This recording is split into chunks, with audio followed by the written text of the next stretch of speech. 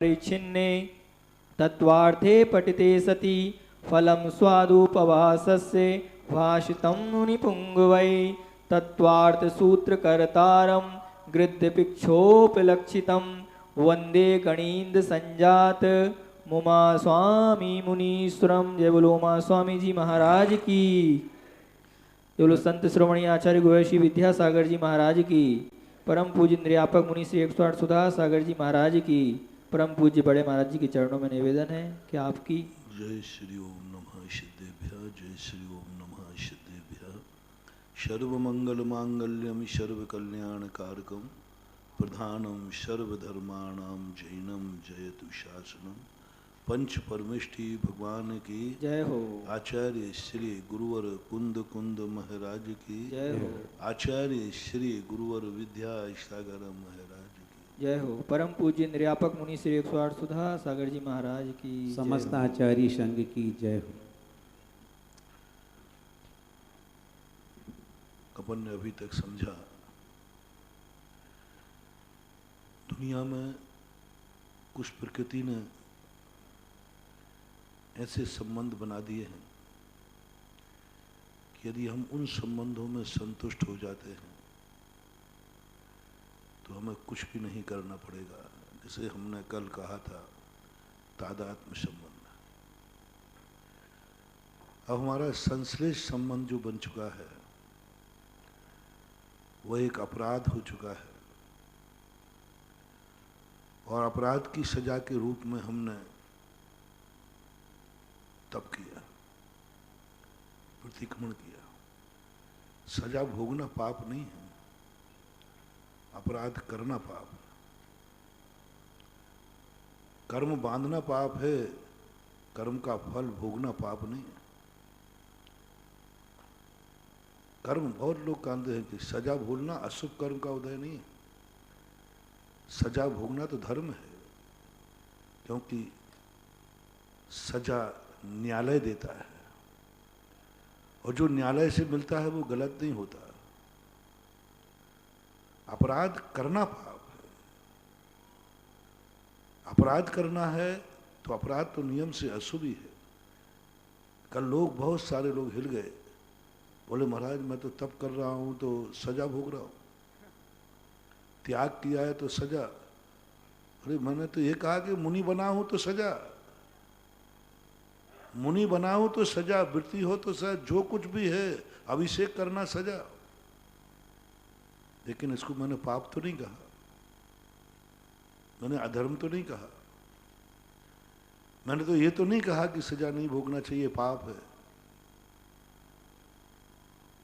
ये कहा था कि सजा जब अपराध हो चुके हैं, कर्म बंद कर चुके हो, हथकड़ी डल चुकी हैं, कोर्ट से निर्णय हो चुका है और महसूस हो गया, सर्वज्ञ भगवान की अदालत से घोषित हुआ ये पाप है जो तुमने किया है। अदालत ने खूब मान्यता दे दी कि ये पाप है जो तुमने किया है। सर्वज्ञ भगवान एक लौकिक किताब बनाते हो और कुछ नहीं करते, कुछ नहीं करते। पापों की लिस्ट सबसे ज्यादा बनती है। जैन दर्शन में सारी चर्चा संसार के ऊपर है, पापों के ऊपर है। तत्वार्थ सूत्र अपन पढ़ते हैं, मोक्ष के ऊपर एक अध्याय है, 9 सूत्र। सभी के सब संसार की चर्चा, महावीर के जितने उपदेश थे सब पाप को समझाने में थे, पाप की व्याख्या करने में। सब पाप की, हिंसा नहीं करना, हिंसा, ये सब पाप को बचने के उपाय थे। झूठ, 5 जितने महाव्रत होते हैं, 5 पापों का त्याग होता है, ये सब कहे। और सर्वज्ञ भगवान ने जिन जिन पापों को पाप कहा उनको करने वाले को पापी भी कहा। किसने कहा है? हम और आपने नहीं कहा। मैं तो कौन होता हूं कहने वाला? मैं तो किसी को पापी कहने का अधिकार ही नहीं रख सकता। मैं तो उस मजिस्ट्रेट के समान हूं जो मजिस्ट्रेट अपराधी को सजा भोगता देता है, लेकिन वो ये नहीं कहता है मैं सजा दे रहा हूं, फलानी धारा के अनुसार इसको सजा दी जाती है, मैं दे रहा हूं नहीं बोलता। राजतंत्र प्रजातंत्र में अंतर होता है। यहाँ ये कहा जा रहा है कि मैं नहीं दे रहा हूं, कानून दे रहा है, इसलिए मैं तुम्हारे लिए अपराधी नहीं कह रहा हूं। सर्वज्ञ भगवान ने कहे ये पाप है, जो करेगा वो पापी है, बस इतने कह रहे गए। फिर धर्मात्मा कौन है? पहला धर्मात्मा जो पाप नहीं करेगा। दूसरा धर्मात्मा जो पाप करने के बाद सजा भोगने को तैयार है, पाप करने के बाद जेल जाने को तैयार है, पाप करने के बाद सजा के कोड़े खाने को तैयार है, पाप करने के बाद न्यायालय के द्वारा दी हुई वेदना, यातना, दुखों को बिना क्लेश के भोगने को तैयार है। बिना क्लेश के, शर्त है, और स्वयं स्वीकार करता है। प्रायश्चित एक सजा है, लेकिन दी नहीं जाती प्रायश्चित। प्रायश्चित दिया नहीं जाता, प्रायश्चित लिया जाता है। मैंने पहले ही कहा, एक को भूखा रख दिया गया और एक ने उपवास ले लिया। उपवास लेते ही तपस्वी हो गया, और भोजन नहीं दिया तो वो दंड हो गया, सजा हो गई, जिसे अपन लोग गलत कहते, वो अकाम निर्जरा है। उपवास ले लेना सकाम निर्जरा थी। कल मैंने इसके बहुत विशद व्याख्या की थी। यही तो हम चूक रहे हैं सबसे ज्यादा। पाप करने के बाद अपने आप को पापी मानने को तैयार नहीं है, और हम सजा से बचते हैं, हम उपवास से बचते हैं, हम त्याग से बचते हैं, हम व्रत लेने से बचते हैं, हम मुनि पने से बचते हैं, और पाप नहीं छोड़ते हैं। सजाएं बढ़ती जाती हैं, फरारी का नंबर बढ़ता जाता है। तुम सोचते हो कि हम बच जाएंगे, नहीं बच पाओगे। फिर ऐसे जेल में डाले जाओगे कि तिल तिल करें देह के खंड, असुर भिड़ावें दुष्ट प्रजा। ये नरकों में वही जाते हैं जिन्होंने सजा अपने आप स्वीकार नहीं की है, सजा भोगने को तैयार नहीं, पाप तो करते हैं। इसलिए सबसे बड़ी चीज अपनी जिंदगी में करें। आज उत्तम त्याग का दिन है, त्याग का दिन। कल तप के दिन ने तो ये कह दिया हमें सजा स्वीकार है, क्योंकि मेरे से अपराध हो गया। नहाने को वही व्यक्ति जाता है जिसको अपने गंदेपन का महसूस हो। जो स्नान गृह नहीं जा रहा है तो ये मत समझना कि वो गंदा नहीं है। उसका गंदापन तो ऐसा करेगा कि मैल की परत जम जाएगी। जो मैल तो लगा रहे हैं, लेकिन मैल लगाने के बाद नहाते नहीं हैं तो वो मल ही उनकी चमड़ी को भी फाड़ देगा। ठंड के दिनों में हाथ पैर फट जाते क्योंकि मैल चिपका रहता है, गर्मी के दिनों में नहीं फटते क्योंकि पसीने से मल धुलता रहता है। तो जो व्यक्ति मैल लगा रहे हैं लेकिन नहाते नहीं हैं, जो व्यक्ति पाप कर रहे हैं, अपराध कर रहे हैं, लेकिन वो प्रायश्चित करने को तैयार नहीं, तपने को तैयार नहीं, इनकी दशा तो बहुत बुरी होगी। ये तो तिल तिल के टुकड़े किए जाएंगे इनके। सजा तो मिलेगी, तुम कितने प्रयास करना भागने का। ज्ञानी कहता है, दो प्रकार के ज्ञानी आज उत्तम त्याग की तरफ से अपन समझेंगे। एक ज्ञानी वो कहता है कि जब गंदा हो ही गया हूं तो चलो स्नान कर लेता हूं। स्नान धर्म नहीं है। मैंने पहले ही कहा था, सजा कोई धर्म नहीं है, तप कोई धर्म नहीं है, स्नान कोई धर्म नहीं है। क्योंकि ये सब गंदा हो गया हूं तो चलो स्नान कर लेता हूं। प्रतिदिन गंदा होना निश्चित हो गया तो प्रतिदिन स्नान करूंगा। अब दो प्रकार के लोग समझना, एक वो जो गंदे होने के बाद तुरंत स्नान कर लेते हैं फिर गंदे नहीं होते। फिर दूसरे लोग कहते हैं, महाराज जी हमें तो फिर गंदा होना, फिर स्नान क्यों करूं। लोगों की दलील है कि महाराज मैं स्नान क्यों करूं, मैं धर्म क्यों करूं, मैं तो प्रतिदिन पाप करना है मुझे। कितनी आप छोड़ा दो, मैं प्रतिदिन करूंगा, आराम परिग्रह सब करूंगा, फिर प्रतिक्रमण किसके करूं, फिर ये सब क्यों करूं। नहीं, दूसरा धर्मात्मा वो भी है जो प्रतिदिन गंदा होता है, प्रतिदिन नहाता है। एक तो वो था, एक बार नहा लिया अब गंदा नहीं होगा, वो तो श्रेष्ठ ही है। लेकिन कुछ कार्य जिंदगी में ऐसे हैं जो गंदे कार्य हैं, करना पड़ते हैं। कभी ना कभी मौका आ ही जाएगा कि नाली साफ करना पड़ेगी। कभी ना कभी मौका आएगा कि गंदगी में पैर पड़ जाएगा, कभी ना कभी आएगा। ये संसार कीचड़ का घर है, कीचड़ का घर है, करना ही पड़ेगा कुछ ना कुछ। चलोगे, उठोगे, बैठोगे, कुछ ना कुछ अपराध होंगे, कुछ ना कुछ होंगे। 108 द्वार। तो दूसरा तरीका जिनवानी ने दिया, कोई बात, प्रतिदिन तुमसे पाप होगा? बोले होगा। हम लाख उपाय तो नहीं बच सकते, तो प्रतिदिन स्नान करने का नियम ले लो। जितना पाप करते हो उतना पुण्य करो। नहाते हो तो अभिषेक करो, कमाते हो तो दान दो, भोजन करते हो तो पूजन करो, दूसरे का सहारा लेते हो तो दूसरे को सहारा दो, दूसरे से सहयोग चाहते हो तो दूसरे को सहयोग दो। यदि तुम्हारी जिंदगी में यह निश्चित हो गया कि हमसे पाप होंगे, मैं जिंदगी की अंतिम श्वास तक पाप नहीं छोड़ सकती। और संसार में ऐसा कोई भी व्यक्ति नहीं है जिस पूर्ण रूप से पापों का त्याग हो, मुनि महाराज भी क्यों ना हो। नियम से पाप तो हो गई, कहीं ना कहीं से अपराध होगा, कभी बुद्धिपूर्वक, कभी अबुद्धिपूर्वक। कभी बुद्धिपूर्वक करना हो जाते हैं और कभी बुद्धिपूर्वक पाप करते हैं।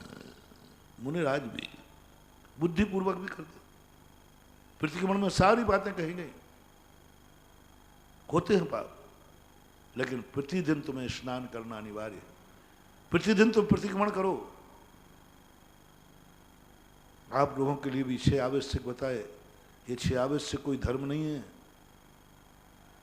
ये 6 आवश्यक धर्म नहीं। धर्म होते तो मैं क्यों नहीं करता, मुनि क्यों नहीं करते?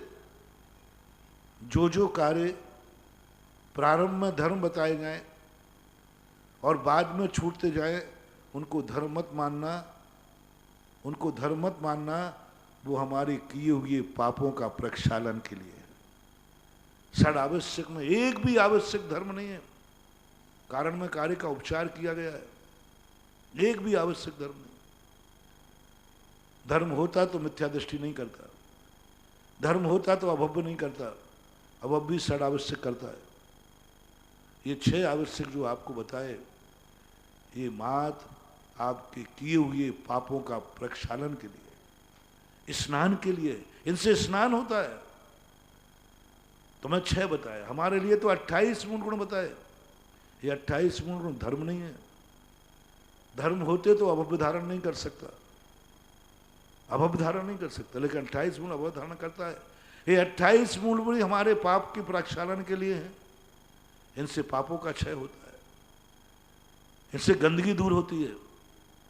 और जब गंदगी दूर हो जाती है, उसके बाद फिर धर्म शुरू होता है। 28 मूल के बाद फिर रत्नत्रय आता है, वो साधन है। ये नकारात्मक ऊर्जा को दूर करते हैं 28 मूल गुण, 6 आवश्यक, पूजन पाठ, इनको कभी नहीं छोड़ना। तुम भले धर्मात्मा बनो या ना बनो, लेकिन महानुभाव मेरा आपसे इतना कहना है, जितने गंदे होते हो उतने सोने के पहले नहा लेना, नहीं तो रात में कीड़े पड़ जाएंगे। रात में बदबू आती है। दिन भर की गंदगी दिन में बदबू नहीं आती, रात में बदबू आती है। क्योंकि जो बदबू को सोखने वाले पेड़ हैं, वे रात में भी कार्बन छोड़ते हैं, रात में गंदगी ज़्यादा आती है। अपने मुंह से दिन भर में गंदगी नहीं आती, रात में गंदगी आती है। सुबह आप देखना, दिन भर आपने सुबह से कुछ भी कुल्ला नहीं किया, शाम तक गंदगी नहीं आएगी। लेकिन सुबह के दिन रात में सो गए, सुबह गंदगी आ जाएगी। आप 1 घंटे को सिर्फ सो के देख लीजिए, रात में, दिन में नहीं, गंदगी आ जाएगी। क्यों? गंदगी को शोषण करने वाली प्रकृति इस समय सुप्त है। सारे पेड़ दिन में ऑक्सीजन देते हैं, इसलिए हम जब कार्बन देते हैं तो वो सोखते रहते हैं, लेकिन रात्रि में वो भी कार्बन देते हैं, कुछ पेड़ों को छोड़कर। और आप भी कार्बन देते हैं, इसलिए आपकी गंदगी आपके पास पड़ी रह जाती है। इसलिए इतना जरूर करना आप कि अपने पापों को, अपनी गंदगी को बासा मत होने देना। गंदगी का निषेध नहीं कर रहा हूं, जो भी तुमसे गंदगी हो गई, जो भी तुमसे हो गया, गलती हो गई, उसको गंदा रात भर मत निकल देना। मुनिराज से तो रात भर का मौका नहीं दिया। यदि तुमसे गंदगी हो गई है, इसको एक अंतर मुहूर्त के अंदर त्याग दो, एक अंतर मुहूर्त के अंदर धो डालो। क्रोध आ गया, क्रोध आ गया, धो डालो, क्षमा के माध्यम से नहीं, धो डालो और उसको धोने का प्रयास करो। मान, माया, लोभ जो कुछ भी हो गया 47 मिनट के अंदर अंदर, 48 मिनट के अंदर अंदर आपको अपनी गंदगी धोना है। यदि 48 मिनट से ऊपर हो जाए तो तुम्हारी गंदगी कीड़े पाड़ देगी, सड़ा देगी, तुम्हें नीचे गिरा देगी, हाथ पैर तोड़ देगी, रत्न खत्म कर देगी।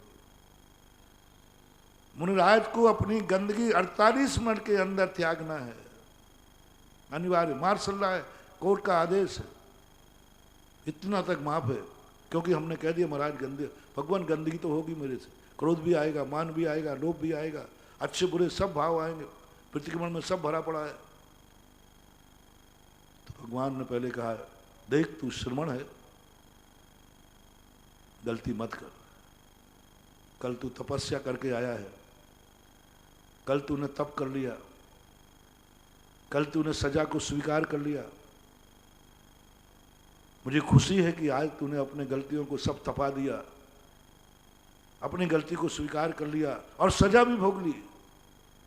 अपराधी दो, एक बार जेल में जाने के बाद, क्योंकि जेल में सब प्रकार के आदमी मिलते हैं, सब प्रकार की क्वालिटी मिलती है, सब प्रकार की। अच्छा तुमने ये किया तब भी जेल आ गए, तुम ये किया ये भी आ गए, सब प्रकार के मिलेंगे। तो उनको देख के कहता है कि आज के बाद जितने प्रकार के अपराधी जेल में हैं उनके अपराधों का मैं त्याग करता हूं, मैं अब दोबारा जेल में नहीं आऊंगा। बहुत सारे जेली हैं जो एक बार जेल में गए जिंदगी में, उसके बाद फिर उन्हें जेल के लायक कोई काम किया ही नहीं। लेकिन कुछ जेली होते आदतन, वे जेल से छूटने के पहले जो तुरंत दूसरे दिन फिर पहुंच जाते। कितने जेली है जो जेल में छूटते ही दूसरे दिन फिर पहुंच जाते। अपन लोग किस में आएंगे? झूठ मत बोलना, उत्तम त्याग का दिन है। आप गलत मत बोलना, मैं तुम्हें बचाने का प्रयास पूरा करूंगा। आप अपन लोग किस में हैं? आदतन अपराधियों में। पंच परावर्तन कर चुके हैं अनंत बार। ये 923 आदतन अपराधी नहीं थे, एक बार अपराध जो कुछ किया सब खत्म कर लिया। अपन तो आदतन अपराधी हैं और इतने अपराध किए हैं कि पंच परावर्तन बार बार बार बार करके अपन गए और आज भी मुनि बन गए तो क्या, अभी भी आदतन अपराधी हैं। प्रतिदिन प्रतिक्रमण करता हूं 3 बार, फिर भी क्या क्या होता है दिन भर में, फिर वही का वही प्रतिक्रमण। सुबह किया था घनी खम्मा न दाता क्षमा करो तस्म छामी दुकड़म, फिर दोपहर में फिर आ गया जेल में, फिर आ गया भगवान, फिर गलती हो गई, फिर शाम को फिर आ गया, रात में फिर आ गया। और कब से चल रहा है? कोर्ट ने आदतन अपराधी घोषित कर दिया है पंचम काल के जीव को। पंचम काल के मुनि को आदतन अपराधी है। मुनि है तो क्या हुआ, आदतन अपराधी है, ये अपराध नहीं छोड़ सकता। तो फिर जिससे अपराध नहीं छोड़ सकता है उसे मुनि पद से हटा दिया जाए, क्योंकि इसने आज छोड़ ही नहीं रहा।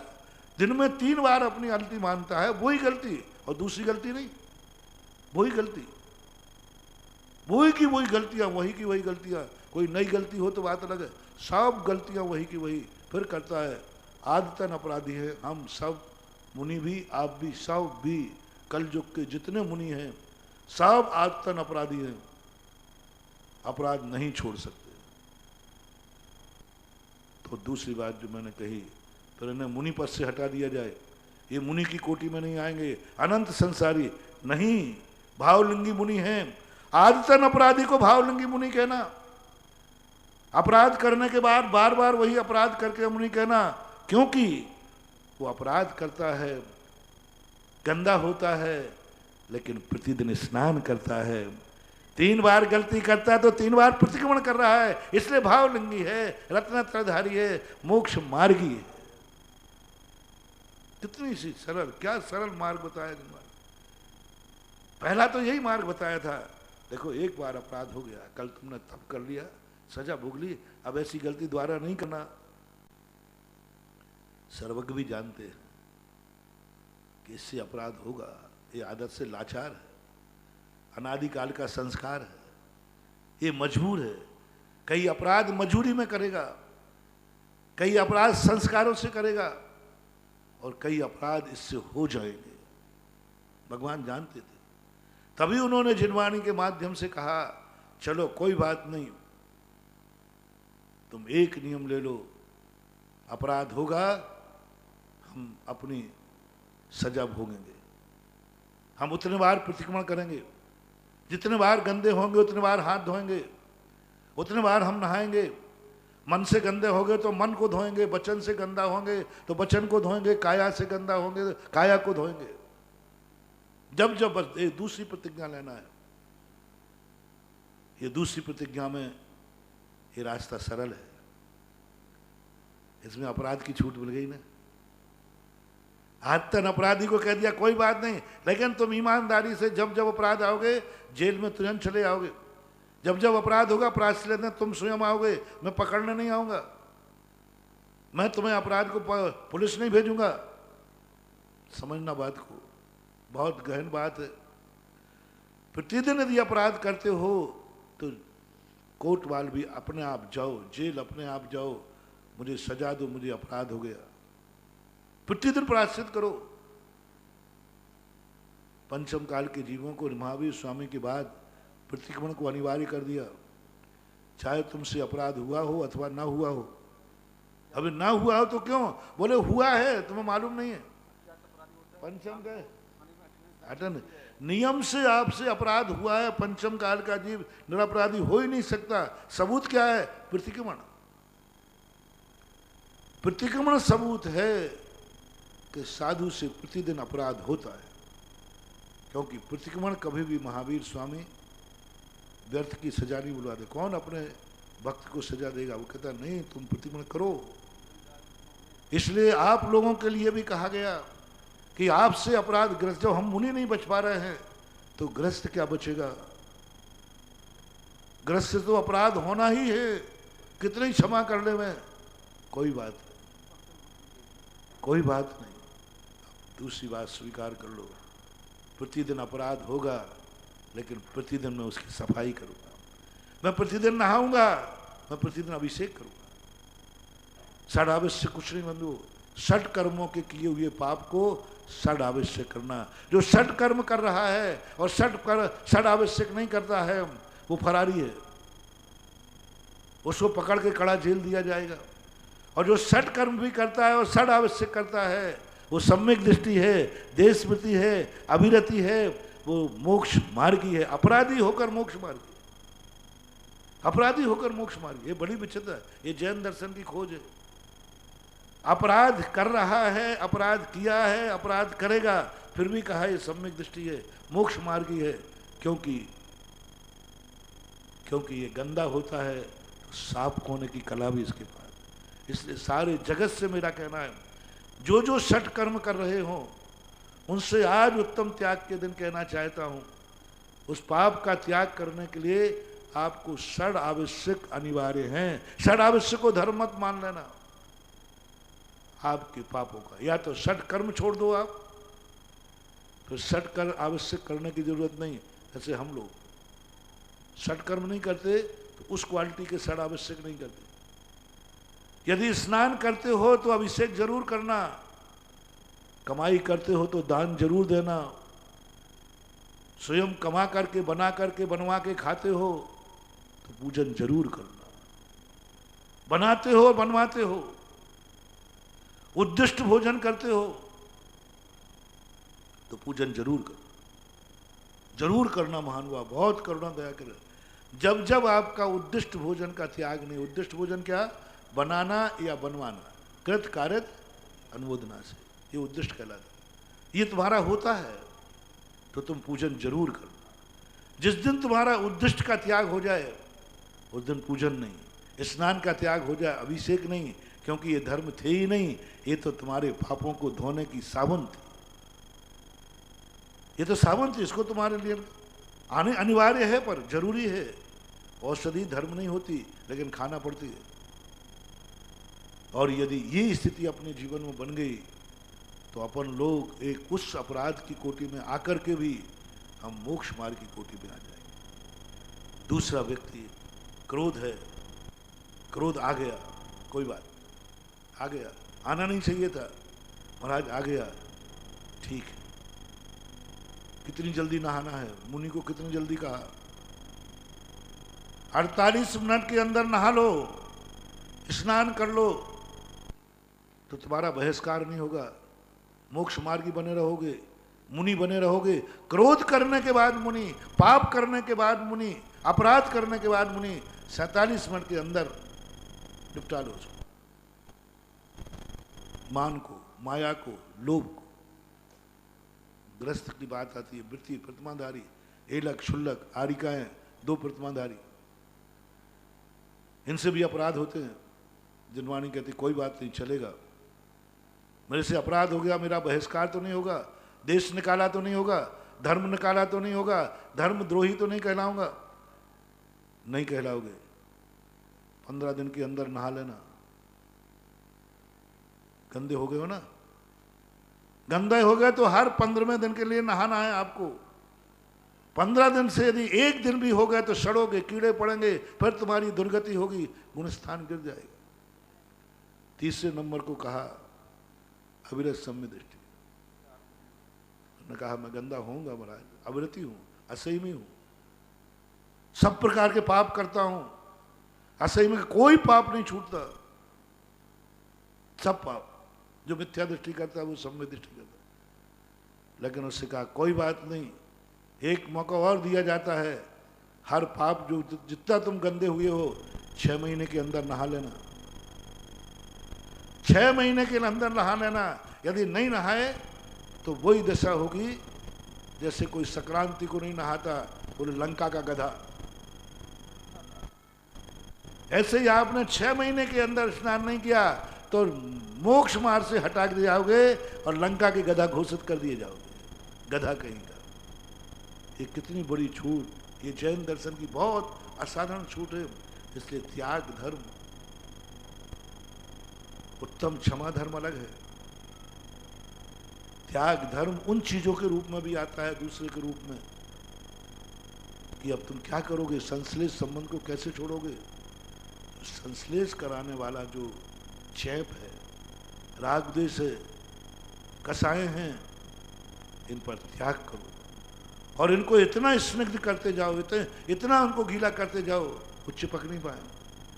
चैप को भी यदि ज्यादा पतला कर दो तो वो चिपकता नहीं। फिर कसाई को तुम इतना पतला करो कि तुमने अंतर मुहूर्त में उसको गला दिया, अब वो चैप बन ही नहीं पाया। अपन किसी चीज को चैपते हैं ना और तुरंत हिला दो तो, अब देखो कैसे मामला है।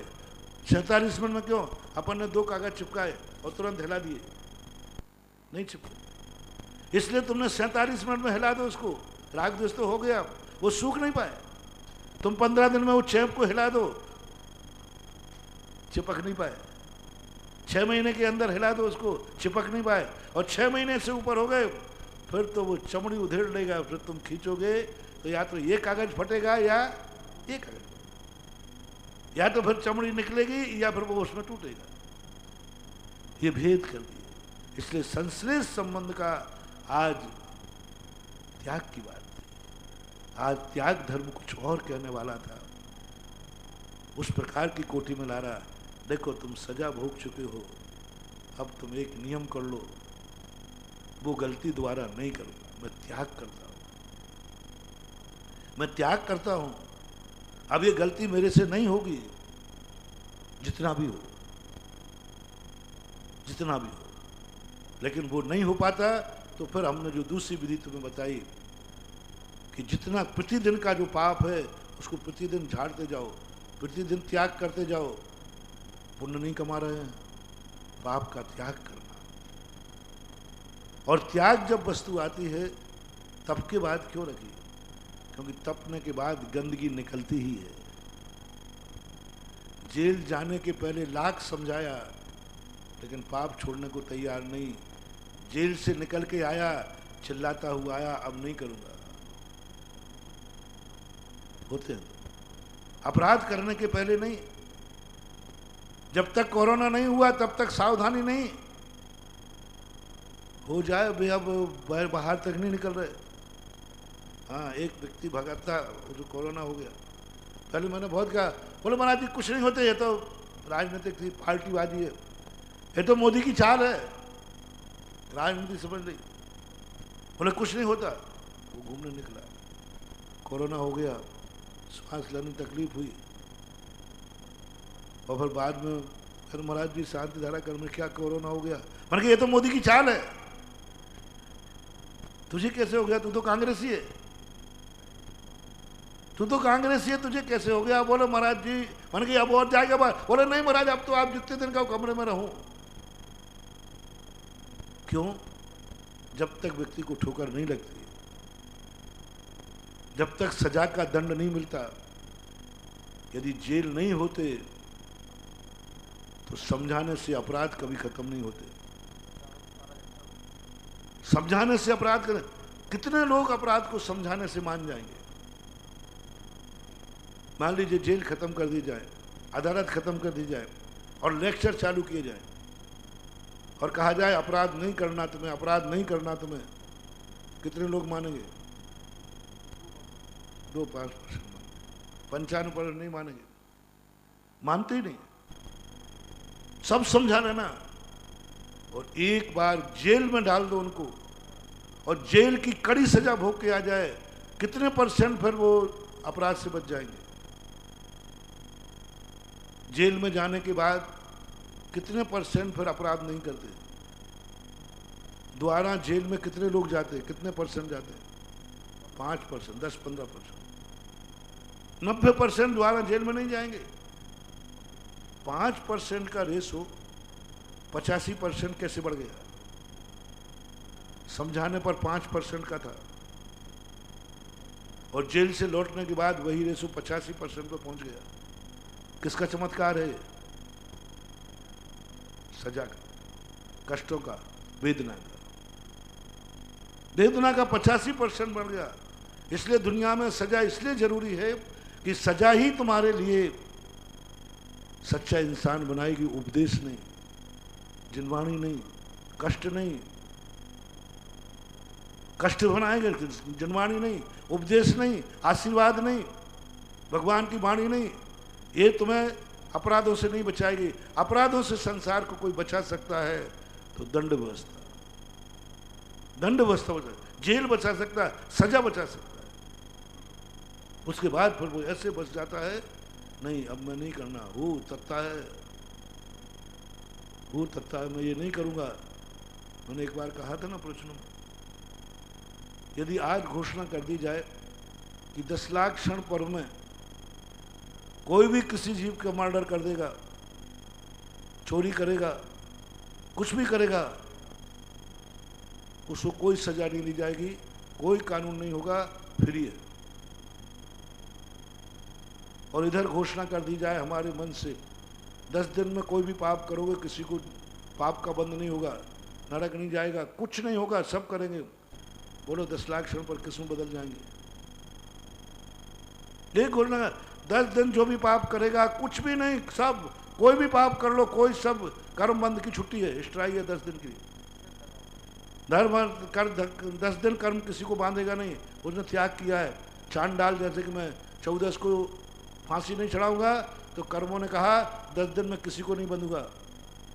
इतने पाप बढ़ जाएंगे, इतने पाप बढ़ जाएंगे, ये धर्म पुण्य के स्थान पर पापी पाप हो। एक घोषणा कर दी कि आज कोई सजा नहीं होगी, आज के ना जाने कितने मर्डर हो जाएंगे। आज दुनिया पापों से बची है जेल के कारण, सजा के कारण। आज दुनिया में सबसे ज्यादा आज अपने धर्मात्मा लोग भी बने हैं तो नरकों के कारण। यदि नरकों की वेदनाओं को ना पढ़ें तो भगवान की वाणी का कोई प्रभाव पड़ने वाला नहीं। कहते रहते हैं तो भगवान तो कहते रहते हैं। भगवान की वाणी का प्रभाव करने का कारण मात्र एक है, नरक, दुर्गति, दुख। जो उन्होंने समझा है, देख ले ये किया।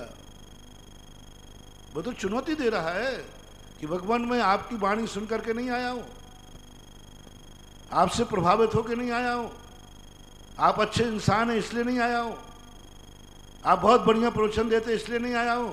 न स्नेहा शरणम प्रयांति भगवन पादद्वयम ते प्रजा हेतु तत्र विचित्र दुख निशिहा संसार घोरानवा। यदि इस संसार में दुख नहीं होते कोई मोक्ष नहीं जाता। तो आप समझ रहे हो कि मेरी वाणी में दम है, आप समझ रहे हो कि मेरी वाणी में इतना प्रभाव है। ये भूल में मत रहना, ये संसार के दुखों का प्रभाव है कि हम आपके पास आ गए। यदि रास्ते में चलते हुए धूप न सताए तो पेड़ की छाया में आया कौन? पेड़ की छाया की कीमत कब हो गई? पेड़ अहंकार करे, देखो मेरे में कितनी छाया है, देखो मेरे में कितने पत्ते हैं, सारी दुनिया मेरे अंदर। अरे अरे मूर्ख, ये धूप की वेदना का परिणाम है कि सब तेरी छाया में आके बैठ गए। धूप की वेदना का, धूप सहन नहीं हुई। मैंने तो ये सोच लिया है, निर्णय किया है चिंतन के बल पर कि आज धर्म में ना तो कल चमत्कार था ना आज चमत्कार है। ये सब संसार के दुखों ने लोगों को धर्मात्मा बना दिया। हजारों बार ठगे गए। ये संसार के जिस जिस पदार्थ को भोगा उसी में दुख पाया। बहु वन में जी भर घूम चुका, कण कण को जी भर भर देखा, मृग सम मृग तृष्णा के पीछे। हाँ, सब रेफर्ड के से ऐसे ही नहीं आ गया धर्म में। धर्म में तो सबसे लास्ट में आए, पहले तो सब घूम आए, क्या पता और कहीं सुख हो। तब सब घूमने के बाद कहा अब महाराज जी से शांति धारा और करा लो। रेफर्ड के साथ प्रारंभ के नहीं आते। जब डॉक्टर कहता है कि बस अब कुछ, अब तो प्रभु के हाथ में है, तब फिर कहते महाराज जी कहाँ है? लास्ट। आज यही हो रहा है। जितने भी धर्म हैं, कोई धर्म का चमत्कार नहीं, कोई धर्म का अतिशय नहीं। धर्म अपनी तरफ प्रभावित कर ही नहीं सकता, कर ही नहीं पा रहा है। धर्म में ताकत ही नहीं। धर्म में यदि ताकत होती, न सिद्धों में, न महावीर में, न राम में, न हनुमान में, न गुरु में, न शास्त्र में, इनमें कोई अतिशय नहीं, कोई शक्ति नहीं, कोई ताकत नहीं है कि वे किसी को धर्मात्मा बना ले। यदि मान भी लें तो 5% अपन ने डाल दिया खाता, इससे ज्यादा नहीं बनेगा। आज्ञा प्रधान ही 5% होंगे जो बिना विचारे भगवान की आज्ञा है, आदेश है। महाराज ने कहा है मुनि बनना है, बस खत्म बात हो गई। यहां चल रहा है, बहुत कम होंगे। 85% का रेशो बढ़ेगा, संसार के दुख बढ़ाएंगे। संसार के, एक बार व्यक्ति ने कहा महाराज जी आप भाव ना भाएं, संसार में सब सुखी रहें, संसार में ईमानदारी हो, संसार बहुत अच्छा हो। मैंने कही मुझे पागल कुत्ते ने नहीं काटा कि मैं ये भाव ना भाऊं। संसार सुखी रहे, संसार में कोई बीमार, कोई दुख नहीं रहे संसार में। मैंने कहा मैं नहीं कहूँगा। बोले क्यों? मैं जिस कंपनी का एजेंट हूँ उसको दिवालिया निकालूंगा। क्योंकि संसार सुखी हो गया तो मंदिर कौन आएगा? संसार सुखी हो जाएगा तो मुनि कौन बनेगा? संसार सुखी हो जाए तो मोक्ष कौन जाएगा? मोक्ष के दरवाजे जब तक चलते रहेंगे, मंदिर के दरवाजे जब तक खुले रहेंगे, जब तक दुनिया में धोखा, दगाबाज, कष्ट हैं, तब तक मंदिर हाउसफुल है। क्योंकि दुख में सुमरन, मुनि भी जब तक बनते रहेंगे जब तक इस संसार में धोखा है। इसलिए सभी सिद्धांताचार्यों ने सबसे पहले नरकों का वर्णन किया, धर्म का वर्णन नहीं किया, धर्म की बात नहीं बताई। उन्होंने कहा बेफालतू गले बजाना है। पूरे पूरे सिद्धांत ग्रंथ में धर्म की चर्चा बाद में, उन्हें क्या फायदा बजाने से, ये मुनने वाला सुनने वाला नहीं है। इसलिए उन्होंने सबसे पहले नरकों का वर्णन किया, निगोद का वर्णन किया, छेड़ा काल ने पहले नरकों का वर्णन किया। और जब वो घबरा गया, भयभीत हो गया, तब कहता फिर मैं क्या करूं, ये नरक से कैसे बचूं, ये दुर्गति से कैसे बचूं? घबरा गया, भयभीत हो गया। फिर महाराज कहते एक उपाय है, दुखी व्यक्ति से अपन जो चाहे वो करवा सकते हैं और सुखी व्यक्ति से कुछ नहीं करवा। दुखी व्यक्ति से करा सकते हो। इसलिए दुखों के कारण से ये धर्म, इसलिए तपस्या के बाद त्याग रखा, क्योंकि वो तपस्या के कष्ट उठा चुका है, वो प्रायश्चित ले लेके थक चुका है, वो प्रतिक्रमण कर करके थक चुका है, वो क्षमा मांगते मांगते थक चुका है। उत्तम क्षमा के दिन क्रोध करने के बाद क्षमा मांगना थी। उत्तम, उस क्रोध का अर्थ क्या था? क्षमा मांगना। यानी क्रोध तो किया, क्षमा मांगना। क्षमा मांगते मांगते थक गया व्यक्ति, आज क्षमा मांगते मांगते थक गया, प्रायश्चित करते करते थक गया, इसलिए अब वो त्याग करने को तैयार है। क्रोध का त्याग करो, क्षमा मांगने का मौका ही मत दो। क्षमा तो जब हो जब क्रोध होगा। उत्तम त्याग कहता है त्याग कर, क्षमा मांगनी नहीं पड़ेगी। आज क्रोध का त्याग है। उत्तम क्षमा के दिन क्रोध करने के बाद क्षमा मांगने की बात थी, जो हमने कहा था अपराध होने के बाद प्रायश्चित। कल तक का दिन था, कल तक का दिन था ये, कि अपराध करो, अपराध को धोते जाओ, क्रोध करो, क्षमा मांगो, मान करो, मार्दव को स्वीकार करो, मायाचारी करो, रुचिता को प्राप्त कर लो, लोभ करो, शौच रहो, और अंत में तब कल का अंतिम दिन था कि तुम क्रोध करने के बाद उसका शोधन करो। आज त्याग धर्म कहता है नहीं, अब इसके ऊपर तड़प रहा है, ये दुखी होके आया है, सजा भोग के आया है, अब इसको उपदेश दो, जिन जिन कारणों से सजा हुई है उनका त्याग करो। कुछ कार्य ऐसे हैं जो प्रतिक्रमण करने से कोई फायदा नहीं, प्रायश्चित देने से कोई फायदा नहीं, यदि प्रत्याख्यान नहीं है तो। कुछ पाप ऐसे, कुछ बातें ऐसी हैं जिनका प्रतिक्रमण, प्रायश्चित, प्रत्याख्यान, ये तीनों एक साथ है। पहले प्रतिक्रमण, फिर प्रायश्चित, फिर प्रत्याख्यान। प्रायश्चित तक मैंने कल किया तो प्रायश्चित तप है, प्रत्याख्यान तप नहीं है। प्रत्याख्यान का अर्थ है भविष्य में अब ये कार्य नहीं होगा। और त्याग, इस त्याग धर्म के भी दो रूपों में अपन देखते हैं आज के परिवेश में, क्योंकि दशलाक्षण पर्व जो भादों के चल रहे हैं, ये मुनियों के नहीं चल रहे हैं, ये श्रावकों के चल रहे हैं। मुनि के नहीं चल रहे, ये श्रावकों के चल रहे हैं। और मुनि को भी इस बात का स्वीकार करने के लिए त्याग धर्म दो रूप में सामने आया देखने में, एक त्याग के रूप में, एक दान के रूप में।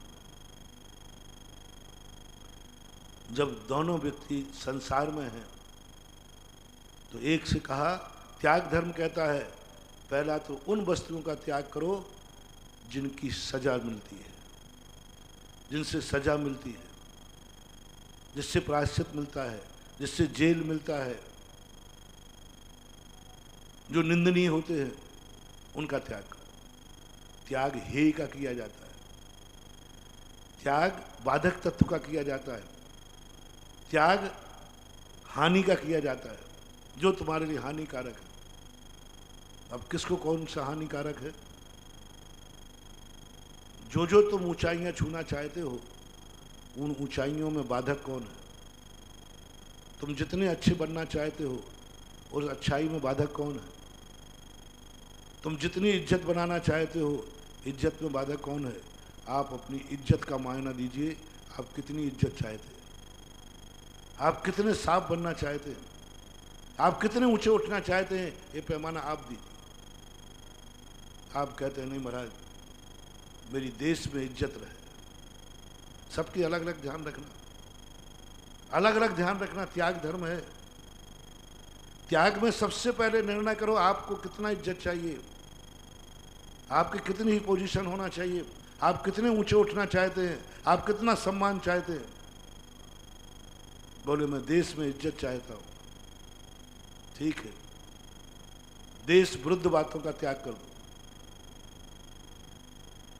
देश विरुद्ध बातों का त्याग कर दो, आप देश में इज्जत पा जाएंगे। आप चाहते हैं कि हमारे कुल में, हमारी जाति में हमारी इज्जत रहे, जाति में मेरी इज्जत रहे, जाति मेरा सम्मान करे, जाति में मेरे लोग अच्छा कहें तो बहुत तरीका दे रहा है, सरल तरीका दे रहा है, उत्तम त्याग धर्म। जो जाति को पसंद नहीं है वे कार्यों का त्याग कर दो। जाति के नियम क्या हैं? जो मेरी जाति में आएगा वो ये कार्य नहीं करेगा, बस आज त्याग कर दो, आप जाति में इज्जत पा जाएंगे, सम्मान पाएंगे, जाति के सर मोर बैठेंगे, जाति में नंबर 1 पर बैठेंगे, आपकी कुर्सी नंबर 1 की होगी। आप कुल में इज्जत चाहते हैं कि कुल में हमारे सम्मान हो, हमारी कुल में इज्जत हो, हमारा कुल कुलीन कहलाए। हम कुल को इज्जत देना चाहते हैं, हम कुल दीपक बनना चाहते हैं। आपने मांग की, आपकी मांग के ऊपर आधारित है, हम कुल दीपक बनना चाहते हैं। बस तो नियम कहना है, कुल कलंकी कार्य मत करना, कुलाचार का पालन करना। जो कुलाचार के विरुद्ध हैं, आप पूछिए अपने कुल से, अपने बाप दादों से, हमारे कुल का आचरण क्या है। दुनिया की चिंता मत कीजिए, दुनिया क्या कर रही है उसकी चिंता नहीं कीजिए। आपका कुल, आपके पूर्वज, आपकी मूल पीढ़ी की पूछिए कि मेरा पहला वंशज कौन है। पहले वंशज तक पहुंचने का प्रयास कीजिए, जितनी पुरानी कुंडली मिल जाए खोजिए, और वहां जाकर पूछिए कि वहां हमारा सबसे पहला वंशज जिसने हमारे कुल की स्थापना की थी, जिसके नाम से कुल चला है, उसके प्रिंसिपल क्या थे। बीच के नहीं पूछ रहा हूं, हर व्यक्ति को अपने कुल का पूछना है कि हमारे कुल का संस्थापक कौन रहा, सबसे पहला कुल कौन है। जितना दूर जा सको उतने दूर जाना, और यदि मूल में पहुंच गए कि मैं जिस वंश का हूं उस वंश के संस्थापक ऋषभदेव थे। पहुंचो सारे जैनी, सोचो जाने, सारे जैनियों का मूल संस्थापक है ऋषभदेव इक्ष्वाकु वंशज। बस आपको प्रतिज्ञा करना है, ऋषभदेव ने इस वंश की स्थापना की थी। सिद्धांत क्या थे, निषेध क्या किया था? उन सारे कुल कलंकी कार्यों को छोड़ देना, तुम कुल दीपक बन जाओगे। उत्तम त्याग धर्म। त्याग को मैंने पहले ही कहा, तुम्हें जहां पहुंचने में जो बाधक है, जिस ऊंचाई में जो बाधक है, उसका त्याग करना, उसका त्याग करना। अब तुम चाहते हो कि महाराज मैं धर्म से इज्जत चाहता हूं, धर्मात्माओं से इज्जत चाहता हूं, धर्म विरुद्ध कार्य मत करना। आज त्याग धर्म कह रहा है, क्योंकि त्याग का अर्थ है हे को त्याग करना। आप चाहते हो मैं धर्मात्मा बनूं, मुझे धर्मात्मा टाइटल मिले, धर्म मुझे सम्मान दे, धर्म मेरी आत्मा में स्थिर हो जाए, धर्म मेरा आधेय बन जाए। मैं मिट्टी का घड़ा हूं, मेरे में घी आ जाए, मैं घी का घड़ा कहलाना चाहता हूं। और क्या बात है, मिट्टी ने देखो क्या कहा, मैं तो मिट्टी का हूं, मिट्टी का था, मिट्टी का ही रहूंगा, लेकिन लोग मुझे घी का घड़ा कहने लग जाए, लोग मुझे घी का घड़ा कहने लग जाए। ये कला आज उत्तम त्याग धर्म कह रहा है। उत्तम त्याग धर्म कह रहा है मिट्टी के घड़े होकर घी का घड़ा, बस उस घड़े में घी भर दो, कुछ नहीं बदलना है, कुछ नहीं बदलना। तुम तो जैसे हो वैसे ही हो, हाड़ मांस के पिंजड़ा हो तो हो। तुम्हारा शरीर गंदा, तुम्हारी जमीन गंदी, तुम्हारा देश गंदा, तुम्हारा सब कुछ गंदा, तुम्हारी हवाएं गंदी, सब कुछ चारों तरफ गंदगी गंदगी है। कुछ नहीं करना है, तुम इस आत्मा में धर्म भर दो, इस आत्मा में धर्म कर दो, ये पापन देह भी पूज हो जाएगी, पापन देह भी पूज हो जाएगी। बस तुम धर्म में इज्जत पाना चाहते हो तो अपने धर्म को आधार बनाओ, आधे बनाओ, धर्म को अपनी आत्मा में उतार लो और नियम करो। जिनवानी से पूछो, गुरु से पूछो, मैं धर्म चाहता हूं, मैं टाइटल धर्मात्मा हो, जैसे उसने कहा था मेरा टाइटल कुल दीपक हो, अब मेरा टाइटल क्या हो, धर्मात्मा हो। तो लिस्ट मांगो, वो कौन सी चीजें हैं जो धर्म विरुद्ध है, त्याग करना है का। धर्मात्मा बनने में बाधक है। अब कितने धर्मात्मा हैं, कितने धर्मात्मा हैं, अलग अलग ले लीजिए। आप अविरत सम्यक दृष्टि बनना चाहते, आप वही धर्मात्मा, तो वहाँ क्या क्या बाधक है। देशवृत्ति बनना चाहते हैं तो देशवृत्ति बनने में क्या क्या बाधक है। मुनि बनना चाहते हैं तो क्या क्या बाधक है, सबके अलग अलग है। मैं अविरत सम्यक दृष्टि बनना चाहता हूँ तो बोलो अविरत सम्यक दृष्टि के लिए क्या क्या चीजें बाधक हैं। उनका त्याग करो, मिथ्यात्व बाधक है। कुगुरु कुदेव कुशास्त्र बाधक हैं। नहीं, अविरत सम्य दृष्टि है। कुगुरु कुदेव बाधक हैं, उनका त्याग करो, नियम करो, क्योंकि मैं अविरत सम्य दृष्टि बनना चाहता हूं। कुछ नहीं, उत्तम त्याग धर्म करा बन जाओगे। महा कुगुरु कुदेव कुशास्त्रों का त्याग करो, कुतत्व का त्याग करो, शंकाओं का त्याग करो, कांक्षाओं का त्याग करो, घृणा का त्याग करो, तेजता का त्याग करो, वात्सल्य से भर जाओ। अपने आप को स्थित करने का प्रयास करो, चंचलता छोड़ो, अविरत सम्य दृष्टि बन जाओगे। त्यागना है, त्याग उसका करना है जो हमारे लिए बाधक है। चौथे गुण स्थान में त्याग। लोग कहते हैं त्याग तो मुनियों राजों का है। अरे त्याग तो पग पग पर है। पहले तुम जो बनना चाहते हो उसके पीछे, जब भी तुम कुछ बनना चाहोगे बिना त्याग के बन ही नहीं सकते। जब जब तुम बनना चाहोगे, मैंने कह दिया ना, देश का नेता बनना है तो जब जब तुम ऊंचे उठना चाहो, जब कुछ बनना चाहो, जब जब तुम इज्जत चाहो, त्याग के बल पर ही मिलेगी। कोई भी वस्तु त्याग के बिना नहीं मिल सकती। सब्जी भी खरीदने जाओगे तो त्याग करोगे तब मिलेगी, बिना उसके नहीं मिल सकता। कुछ भी नहीं मिल सकता। वो बहुत बार सुनाते हैं ना बरनी जी का उदाहरण,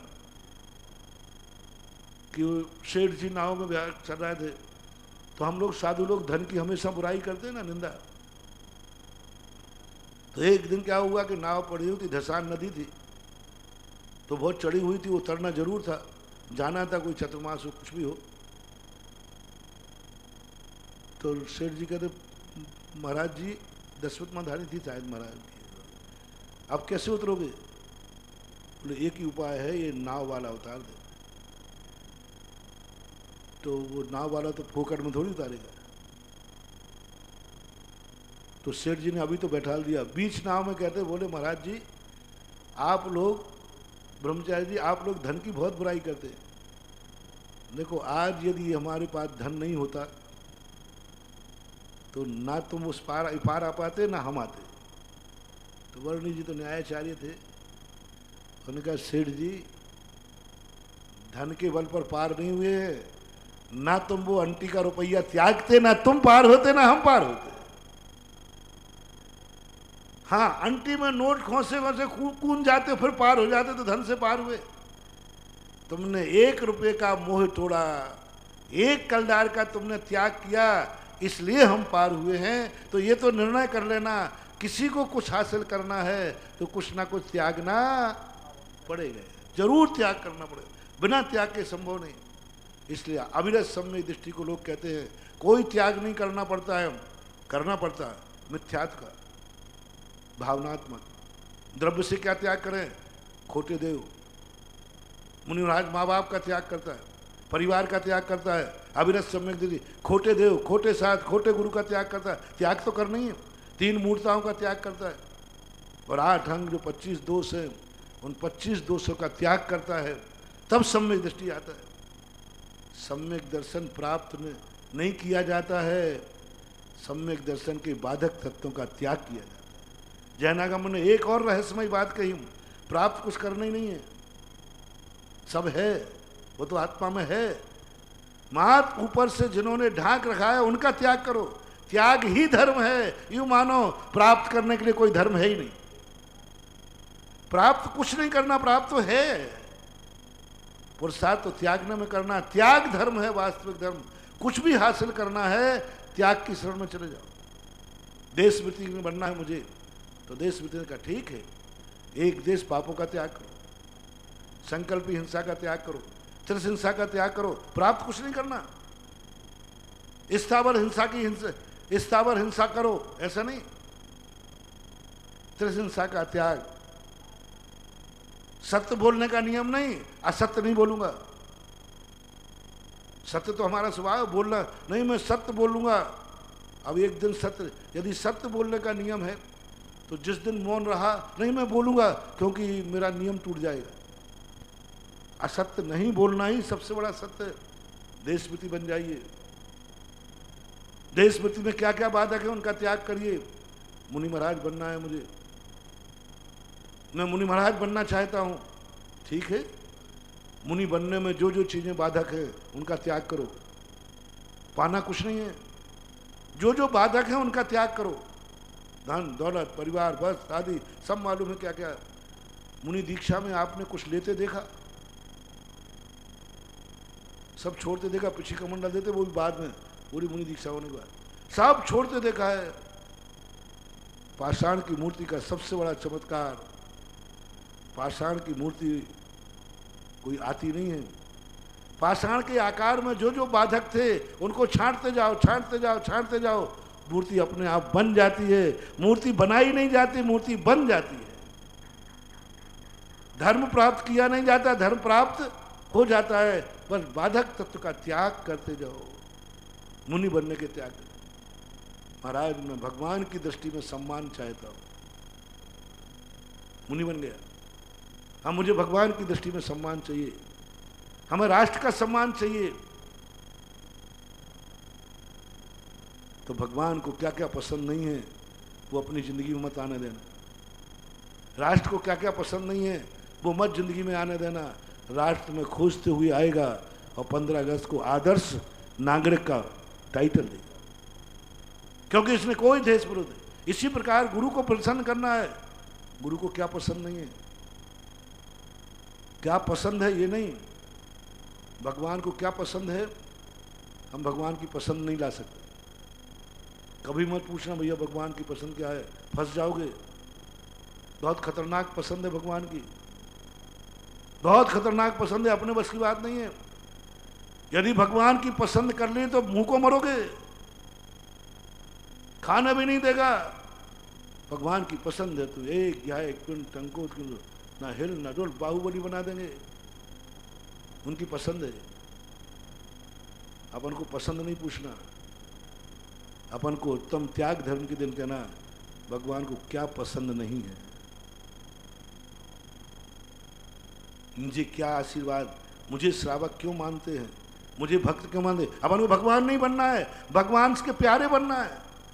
भगवान बनने के बाद भगवान का प्यार नहीं होता। बड़े होने के बाद माँ की गोद नहीं मिलती, बाकी गोद चाहिए है, माँ का प्यार चाहिए है, भगवान का दुलार चाहिए है। तो कुछ नहीं करना बंधु। भगवान को क्या पसंद नहीं है कि हमारा श्रावक, हमारा भक्त कैसा होना चाहिए, हमारे भक्त में क्या नहीं होना चाहिए। बस उन चीजों का त्याग करो, हम भगवान के प्यारे बन जाएंगे। गुरु क्या चाहते हैं वो बहुत कठिन है, लेकिन गुरु को क्या पसंद है कि मेरा श्रावक, मेरा चेला इन दोषों से रहित हो। हमारे आचार्य श्री कभी प्रभावना नहीं चाहते, कभी किसी शिष्य से नहीं कहते तुम प्रभावना करो। लोग जानते हैं मैं जो चाहता हूं वो तुम नहीं कर पाओगे, मैं जो चाहता हूं वो तुम नहीं कर पाओगे। तो हमारे आचार्य श्री क्या नहीं चाहते, बस इतना सा तुम देख लो, आचार्य श्री खुश हो जाएंगे। आचार्य श्री कहते मुझे प्रभावना नहीं चाहिए, मुझे प्रभावना मेरी चाहत नहीं है, तुम अप्रभावना नहीं करना ये मुझे पसंद नहीं है। अप्रभावना नहीं करना ही प्रभावना है। हमारे गुरु की चाहत बहुत बड़ी चाहत है। कभी आज तक नहीं कहा उन्होंने प्रभावना करो, उन्होंने एक ही कहा अप्रभावना मत करना। बस गुरु की ये बात पकड़ लो। गुरु की दृष्टि में उठना है तो कोई भी कार्य करते समय सोच लो इससे अप्रभावना तो नहीं होगी, क्योंकि अप्रभावना मेरे गुरु को पसंद नहीं है। बस एक बात ध्यान रख लो, मेरे गुरु को अप्रभावना पसंद नहीं है, और ये साधना तुम्हारी कही, गुरु तुमसे प्रसन्न है। वो तुम्हें गुरु नहीं बना पाएगा, लेकिन आशीर्वाद देने के लायक तुम्हें बना देगा, आशीर्वाद दे देगा। वो गुरु तो नहीं बना पाया, अपन बन भी नहीं पाए मान लीजिए, लेकिन कम से कम गुरु ना बन पाए तो गुरु का आशीर्वाद के पात्र तो बने। गुरु ना बन पाए लेकिन गुरु के शिष्य बनने की योग्यता तो हो। लेकिन कब, जब जो उनको पसंद नहीं है वो हमारे लिए नहीं करना है। इसी प्रकार अभी एक ही पक्ष हुआ त्याग का, एक ही बात मैंने कही त्याग। अभी दूसरा पक्ष जो त्याग का है उस संबंध में हमने चर्चा नहीं कर पाए, क्योंकि आपका समय हो गया। और यहीं विराम करता हूँ। महावीर भगवान की जय।